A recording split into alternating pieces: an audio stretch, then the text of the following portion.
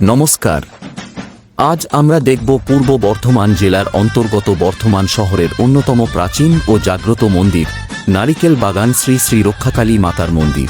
প্রায় ২০০ বছরেরও বেশি সময় ধরে এখানে মা পূজিত হয়ে আসছেন। ভক্তদের বিশ্বাস মা ইচ্ছা ও মনস্কামনা পূরণ করেন। মায়ের বাৎসরিক পূজা অনুষ্ঠিত হয় জ্যৈষ্ঠ ও আষাঢ় মাসে। এখানে মা দক্ষিণা কালী রূপে পূজিত হয়।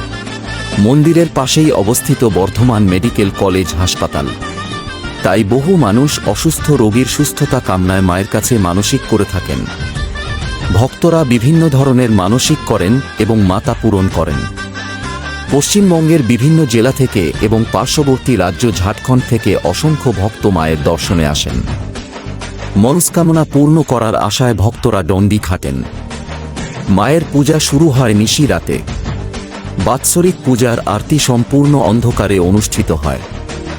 দ্বিতীয় দিনে মায়ের ফুল আনা হয় এবং সেই ফুল ঘটের উপর রাখা হয়।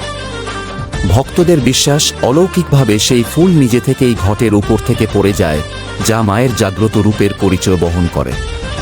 এরপর অত্যন্ত জাঁকজমকের সঙ্গে অনুষ্ঠিত হয় ঘট নিরঞ্জন এবং সন্ধ্যায় পর শুরু হয় মায়ের বিশাল শোভাযাত্রা মাধ্যমে বর্ধমান শহর পরিক্রম করেন। মা বিদায় নেওয়ার সময় ভক্তদের মন ভারাক্রান্ত হয়ে ওঠে, কারণ আবার একটি বছরের অপেক্ষা। এখানে মায়ের ভৈরবের নাম বাবা ভৈরবেশ্বর। মা কখনো কাউকে খালি হাতে ফেরান না, এমনটাই বিশ্বাস সকল ভক্তের। প্রত্যেক বছরের ন্যায় এ বছরেও অনুষ্ঠিত হতে চলেছে মায়ের বাৎসরিক পূজা।